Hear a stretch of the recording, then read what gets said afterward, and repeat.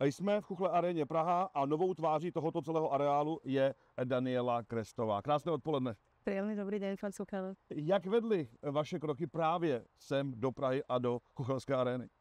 Tak ja som v Prahe študovala a napriek tomu, že som tu študovala, tak som sa stále hýbala okolo tých koní a potom mi prišla vlastne tá ponuka pracovať tu, takže som bola neskutočne vďačná a ono to celé nejak klaplo a už tu vlastne pracujem od marca tohto roku a niektorí ľudia vlastne ma môžu poznať alebo ma mohli stretnúť aj počas niektorých meetingov Amateur Jump Tour, takže nejak tak som sa hýbala medzi vami, českými ľuďmi, jazdeckými.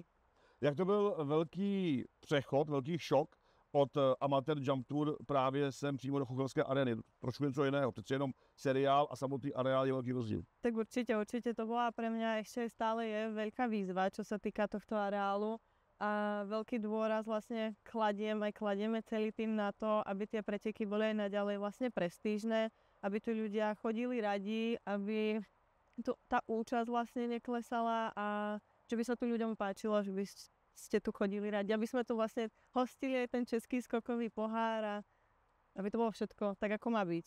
Chuchelská aréna, jeden z mála areálů v rámci Evropy, kde se snoubí dostihový sport a parkourové skákání, případně další jezdecké disciplíny. Jak to jde dohromady, jak je složité to skloubit?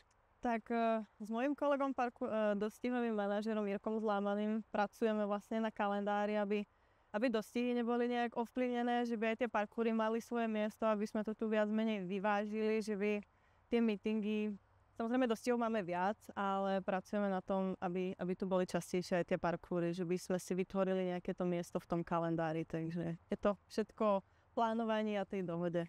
Kalendář je vždy zásadní téma. Bavíme se spolu o prázdninách. V roce 2024 před námi je velmi náročný podzim. Co vás čeká? Tak určite budeme tu hostiť vlastne prvýkrát ten spomínaný Amateur Jump Tour, potom budeme mať naše chuchelské preteky Summer Cup, potom vás, Český skokový pohár, na ktorý sa obzvlášť teším, pretože tam budeme mať vlastne to dvojhviezdové T, takže to bude určite zaujímavé oproti tým ostatným pretekom. A na koniec sezóny chystáme cenu Eliota, kde očakávame aj zahraničného staviteľa, pána Andreasa Bambergera, takže si myslím, že postupne stúpame ku koncu sezóny k tým vrcholom, takže tie najväčšie highlighty budú ten pohár a ten Elliot. Zmínila jste pohár, samozřejmě parkourová extraliga nemůže chybět v Chuchelské aréně. Letos se tu jelo finále, letos tady předposlední kolo, což zase je tlak na body, tlak samozřejmě na startovní listiny a to je asi velké téma celé sezóny.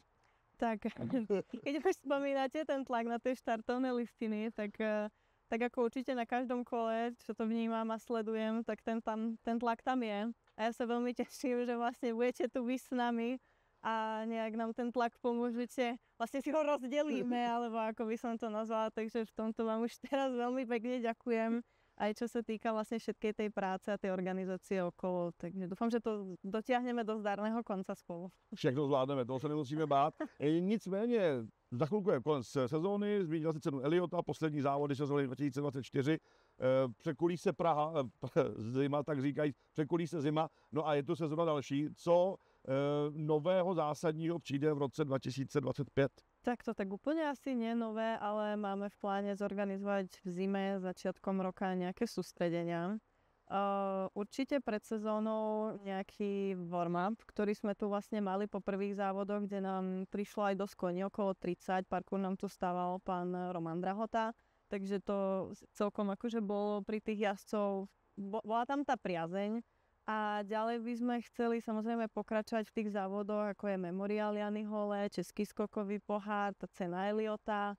A rozmýšľali sme, že by sme tam pridali aj jeden športový víkend vlastne pre poniky. Takže to je ešte v jednaní s pánom Honzom Matuškom, ale ten si myslím, že sa nám to podarí. Takže aby sme to nejak takto vyplnili na celú sezónu. Kdybychom měli na závěr vyjádřit jedno přání, velké přání, vaše osobní přání pro sezónu, pro zbytek sezóny 2024 a sezónu 2025. Moje prianie asi, že by tu ľudia chodili aj naďalej radi a že by to vlastne ten jazdecký šport tu mal svoje miesto v každej jednej preteky, že by tu prišli ľudia a boli spokojní a ja sa budem snažiť robiť všetko preto, aby to tak bolo. Já děkuji za rozhovor. Ja ďakujem veľmi pekne.